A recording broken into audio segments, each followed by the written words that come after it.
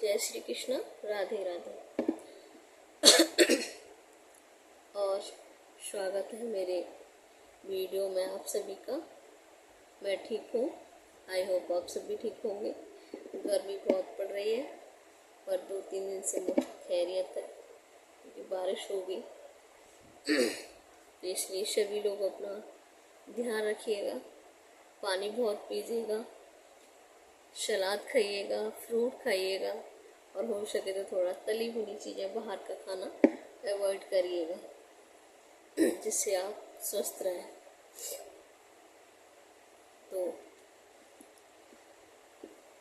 आज मैं आपको बहुत ही प्यारी सी एक भगवान की कथा सुनाती हूँ। एक छोटे से बच्चे ने कैसे एक पत्थर से भगवान को प्रकट कर दिया। एक गांव में एक परिवार रहता था जिसमें एक दादी माँ थी और उनका एक बेटा और बहू और पोता था। पोता मतलब नाती था। तो उनका जो बेटा था वो खेतों का काम करता था और वो नाती है वो भी छोटा मोटा काम कर दिया करता था, जैसे अपने पापा को खाना दे आया करता था, पानी दे आया करता था। तो ऐसे ही एक दिन उसके पापा खेत में काम कर रहे थे तो वो लड़का अपने पापा को पानी दे के घर वापस आ रहा था। तो रास्ते में उसको कुछ संत लोग दिखाई दिए। उसने संतों को देखा और दंडवत प्रणाम किया, उनके पैर छुए और हाथ जोड़ के राधे राधे जय श्री कृष्ण और बोला, आप भगवान हो? तो संत मुस्कुरा के बोले, कितना प्यारा बच्चा है। बोले, नहीं बेटा, हम भगवान नहीं हैं, हम संत हैं। बोले, नहीं नहीं, आप भगवान हो। संत बोले, नहीं बेटा, हम भगवान नहीं हैं, हम संत हैं।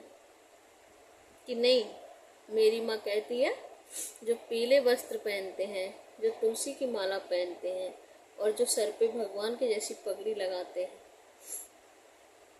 तो आपने तो पीले वस्त्र पहन रखे हैं और माला भी पहन रखी है और भगवान की तरह सर पर पगड़ी भी लगाई हुई हो, तो आप हुए ना भगवान। तो बोले, नहीं बेटा, हम भगवान नहीं है। और उनके पास, संतों के पास एक झोली होती है ना, तो उन्होंने कहा कि भगवान तो हमारी झोली में है। तो अच्छा, तो आप मुझे दिखाइए।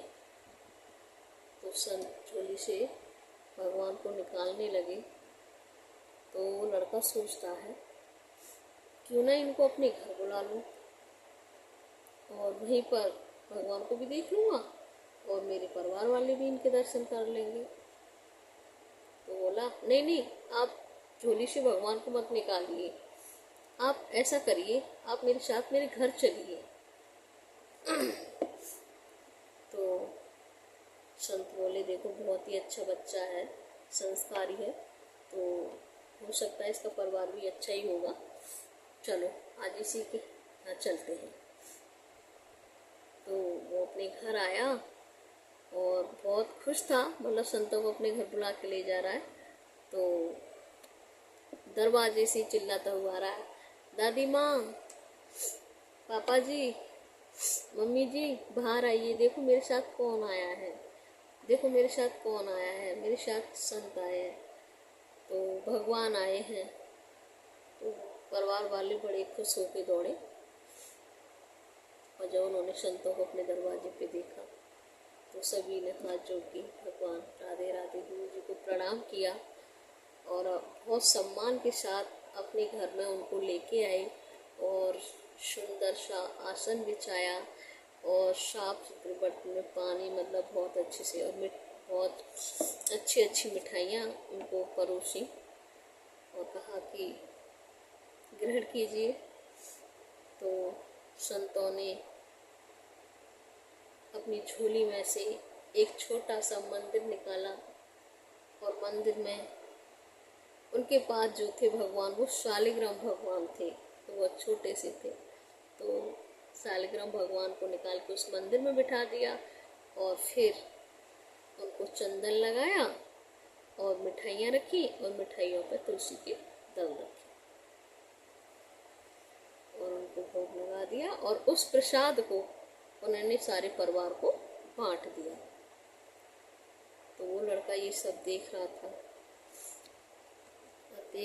तो उसके मन में जिज्ञासा बोला कि आपके भगवान तो बहुत सुंदर है, मुझे ये आपके भगवान चाहिए। संत लोग ये सुन के घबरा गए, बोले कि ये कौन सी जिद करने लगा। तो बोले बेटा ये भगवान तो आप हमारे पास रहने दो और फिर कभी हमारा चक्कर लगेगा तो हम आपके लिए और भगवान ला के देंगे। नहीं, मुझे यही भगवान चाहिए। तो वो संत एक दूसरे की तरफ देखने लगे और देखकर बोले कि अच्छा तुम्हें यही भगवान चाहिए, तो ठीक है, ये भगवान हम तुम्हें कल देंगे और आज रात हम आपके यहाँ पर रुकेंगे। तो जब हम जाएंगे यहाँ से तो आपको ये भगवान दे के जाएंगे। तो बोला ठीक है। तो उस रात वो संत वहीं पर रुक गए और सुबह जब रात भोर हुई तो वो सभी लोग फिर स्नान करने गए थे। तो नदी में उन्होंने ऐसे ऐसे करके किया और एक पत्थर को निकाल लिया और पत्थर काफी बड़ा था। उस पत्थर को लेके वो संत घर आए। घर आके उन्होंने अपना पूजा पाठ किया, भगवान को नहलाया धुलाया, मंदिर में बैठाया, चंदन लगाया, फिर भगवान को खाना परोसा प्रसाद, तो तुलसी के दल डाले। तो इसी तरह वो बच्चा भी बैठा था तो उस बच्चे से बोले कि अब आप समझ गए? कि हाँ समझ गया कि कैसे भगवान की पूजा करनी है। हाँ समझ गया। तो ठीक है, तो बताओ आपको कौन से भगवान चाहिए इसमें से? बच्चा बोला ये तो बहुत छोटे से भगवान है, मैं इनके साथ क्या करूँगा, मैं तो बड़े वाले ले लूँ, मैं तो इनके साथ खेला करूँगा। तो बोला मुझे बड़े वाले चाहिए। तो संत लोग एक दूसरे की तरफ देख के मुस्कुराने लगे और बोले कि जैसा हमने सोचा था वैसा ही हुआ। तो उन्होंने एक अपनी झोली में से एक मंदिर में उस जो पत्थर लाए थे तो उसको लड़के को उस मंदिर में बिठा के दे दिए और वो वहाँ से विदा लेके संत लोग चले गए। और वो बच्चा गाय चराने जाता तो वो अपना गाय चराने गया तो उसने अपना खाना ले जाता था। तो खाना ले लिया अपना और उस मंदिर को भी भगवान को भी साथ में ले लिया कि गाय चलती रहेंगी और मैं भगवान से अपना खेलता रहूँगा। और तो अब दोपहर हो गई, उसका खाने का समय हो गया, उसे भूख लगने लगी। तो बोला भूख लग रही है। तो उसने कहा कि भगवान को भी तो भूख लगी होगी तो मैं भगवान को भी खिलाऊंगा। तो उसने घास साफ सी सुंदर घास तोड़ी और घास तोड़ के और सुंदर सा बिछौना लगाया और उसी पर मंदिर को रख भगवान को विराजमान किया और उसने भगवान को भी भोग लगा दिया और तुलसी चंदन लगाया, तुलसी के पत्ते रखे और बोला कि भगवान आओ और खाओ। तो उन संतों ने उससे कहा था कि देखो जब आप भोग लगाओ तो आपको ये मंत्र पढ़ना है और जब तक भगवान भोग नहीं लगा ले तब तक आपको खाना नहीं खाना है। तो वो बच्चा जो है वो बोला कि जब तक भगवान नहीं खाएंगे तो मैं कैसे खा सकता हूँ। तो वो बस भगवान को भोग लगा कर बोलता है श्रीमन नारायण आओ, श्रीमन नारायण भोग लगाओ, श्रीमन नारायण आओ, श्रीमन नारायण भोग लगाओ। वो ऐसी जाप करता है। बहुत देर जाप करने के बाद भगवान नहीं आते हैं। तो बोला ये क्या हो सकता है, भगवान को आज भूख नहीं लगी। तो वो भगवान का भी खाना भोजन और अपना भी भोजन पैक कर लेता है। शाम हो जाती है, घर वापस आ जाता है। फिर दूसरे दिन गाय चराने जाता है, तो वह अपना खाना भोजन ले लेता है और भगवान जी को भी साथ में ले लेता है। दोपहर हो जाती है, खाने का समय हो जाता है, तो फिर वही प्रक्रिया करता है। वो घास तोड़ता है और सुंदर सा बिछौना बनाता है और उस पर मंदिर को रखता है, भगवान को विराजमान करता है और फिर भगवान को चंदन लगाता है, फिर भगवान को भोजन परोसता है, तुलसी के दल रखता है और फिर वही मंत्र करता है, श्रीमन्नारायण भोग लगाओ, श्रीमन्नारायण। वो ऐसी करता है, भगवान नहीं आते हैं। तो बोला भगवान जी आज भी नहीं आए, चलो कोई बात नहीं। वो फिर मतलब खाना अपना भगवान के आगे से रख लेता है और वो लड़का उस दिन भी खाना नहीं खाता है। इसी तरह उसको 7 दिन हो जाते हैं। वो डेली भगवान को भोग लगाता है और श्रीमन्नारायण आओ, श्रीमन्नारायण भोग लगाओ, मगर भगवान जी नहीं आते हैं तो वो भी खाना नहीं खाता है। इसी तरह 7 दिन हो जाते हैं उसको भूखे।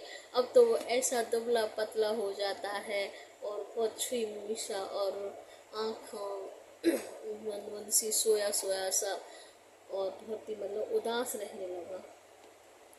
जब कहते हैं ना कि अगर हम बड़े लोग एक दिन भी फास्ट रख लेते हैं तो कैसी हालत हो जाती है हमारी, तब कि हम थोड़ा बहुत कुछ खा पी लेते हैं। और वो तो बच्चा है, इतना नाजुक है, उसकी तो क्या ही हालत हुई होगी। तो हम सोच सकते हैं 7 दिन कितने होते हैं और बिना कुछ खाए पिए। अब वो 8वें दिन आता है और फिर से वही भगवान को घास तोड़ के लाता है और बिछौना लगाता है और मंदिर रखता है और भगवान को विराजमान करता है, चंदन लगाता है और फिर वो भगवान को भोग लगाता है, तुलसी के दल रखता है और आंखें बंद करके आंखों में आंसू भर के और कहता है, श्रीमन्नारायण आओ, श्रीमन्नारायण भोग लगाओ। हे भगवान, आपको भूख नहीं लगती क्या? मुझे तो बहुत भूख लगती है, पर मैं करूं क्या? जब तक आप नहीं खाओगे तो मैं कैसे खा सकता हूँ? अब तो आ जाओ भगवान, अब तो खा लो ना। जब वो बच्चा इस तरह से अपने दिल से और विश्वास के साथ और प्रार्थना करता है, क्योंकि वो तो अबोध बालक था, उसे क्या पता था कि भगवान होते हैं नहीं होते हैं। उसे तो बस इतना ही याद था कि मतलब भगवान आते हैं, हमारी तरह चलते हैं, फिरते हैं, खाते हैं, बोलते हैं, वो हमारी तरह ही होते हैं। तो जब वो इस तरह से बुलाता है तो भगवान एकदम से उस पत्थर में से प्रकट हो जाते हैं। जिस तरह प्रहलाद के लिए खम्भे फाड़ के भगवान निकले थे, उसी तरह पत्थर में से बहुत ही सुंदर और बाल रूप में और भगवान आते हैं और वो बच्चा उनको देखता है तो वो कहता है अपने मन ही मन में कि भगवान कितने प्यारे हैं, कितने सुंदर हैं, कितने अच्छे हैं। और फिर वो भगवान उस बच्चे को अपने हाथ से खाना खिलाते हैं और खुद खाते हैं और उस बच्चे को भी खिलाते हैं।